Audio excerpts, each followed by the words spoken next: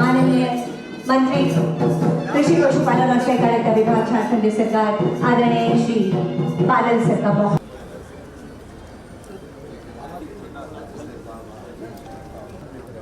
बेहद जरूर अपने तस्वुर में लाने करना चाहती हूँ, मंच पर आमंत्रण देना चाहती हूँ जी से, क्योंकि आपकी तालियों की गड़गड़ माननीय मुख्यमंत्री महोदय के प्रधान सचिव और उन भावनाओं को शायद शब्दों में बयां करना मुश्किल और ये मंच अपने आप को गौरवान्वित महसूस कर रहा है।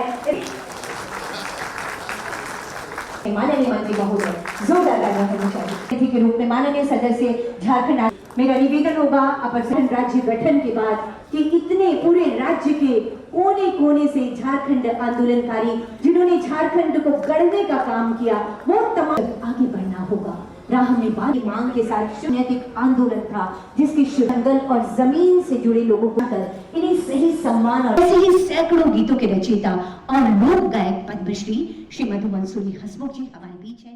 पिता आदरणीय दिसोमगुरु शिबू सोरेन जी, यहाँ उपस्थित झारखंड आंदोलनकारी आयोग के अध्यक्ष दुर्गा उरांव जी, आयोग के सदस्य नरसिंह मुर्मू जी एवं भुवनेश्वर महतो जी, यहाँ उपस्थित कार्यक्रम में जो आंदोलनकारियों को एक नए सिरे से सूचीबद्ध करने की एक सफल प्रयास के इस मुहिम में शामिल हुए आप पूरे राज्य से आए हुए आंदोलन का से जुड़े हुए सभी आदरणीय सम्मानित सदस्यगण, आप सबको मैं अपनी ओर से तहे दिल से आप लोगों का आभार प्रकट करते हुए जोहार करता हूं। क्योंकि वक्ता बहुत है और आज एक सीमित लोगों के साथ ही ये कार्यक्रम होना था, लेकिन जहां आंदोलनकारियों की बात राज्य के किसी कोने में भी गूंजती है तो ना जाने इस राज्य के लोगों में और हमारे इस राज्य के लोगों में ये कौन सा तार जुड़ा हुआ है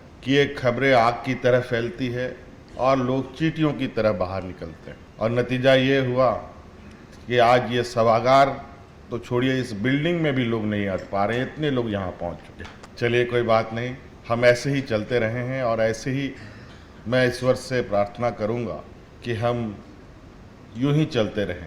एक लंबे प्रयास के बाद, लंबे आंदोलन और अनगिनत शहादत के बाद कैसे राज मिला, किन मुसीबतों को झेलते, किन मुसीबतों, ये हालत है हमारा राज्य में, लेकिन हमारे राज्य के लोग आज के दिन में भी इतनी बुरी स्थिति क्यों?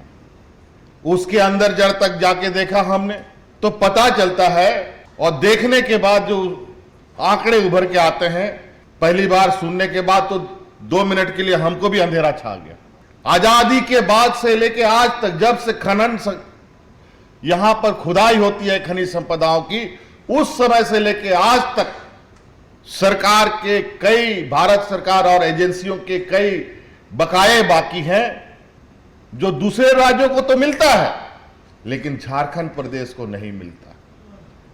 1,36,000 करोड़ रुपया हमने ढूंढ निकाला। मुझे लगता है जब से इस राज्य में खनिज की खुदाई हो रही है, उन खनिजों से जितना हमें लाभ नहीं मिला उससे कहीं ज्यादा हमारा बकाया निकल रहा है। हमने भारत सरकार को उस विषय से अवगत कराया, उस संदर्भ में कुछ 1,000-1,200 करोड़ रुपया मिला भी है। मैं तो कहता हूं 1,30,000 करोड़ भारत सरकार को भी, हम बोले 1,30,000-36,000 करोड़ रुपए मत दीजिए, हमको उसका इंटरेस्ट ही दे दीजिए, उसी से हम राज्य सरकार को उस जगह पर पहुंचा देंगे जहां आज बेंगलोर और हैदराबाद है।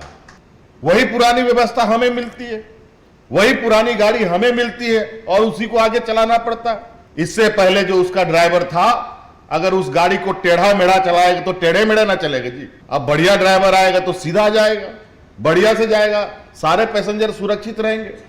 और आज हमने कई तरीके से लगातार इस राज्य के अधिकार को पहली प्राथमिकता राज्य को देते हुए हर निर्णय को हमने आगे लिया है। अभी राज्य में कोयला खदानों की नीलामी होनी है, लौह अयस्क का नीलामी होना है। आप बता दीजिए कितने लोग यहाँ बैठे हैं और झारखंड के लोग हैं जो कोयला खदान का मालिक है, कितने लोग हैं जो लौह अयस्क के आप खदान के मालिक हैं, कितने आंदोलनकारी हैं।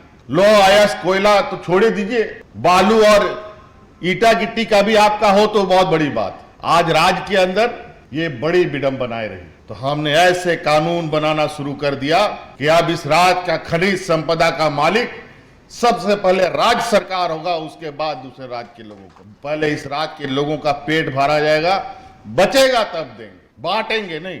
बहुत बांट लिया, हमें मिलता था बचा कुचा, मूल चीज वो लोग खाते थे। अब मूल चीज झारखंड वासी खाएगा और बचा कुचा उन लोग खाएगा। और यही तकलीफ हमारे प्रतिद्वंदी को है। इनको पता है कि ये लड़का अगर कुछ दिन और रह गया सत्ता में तो शायद आने वाला समय इस राज्य का हर एक व्यक्ति, हर एक गांव इस तरीके से लहलहाएगा, इतनी खुशियां गांव में होंगी कि वहां पर द्वेष फैलाने का जगह नहीं रहेगा।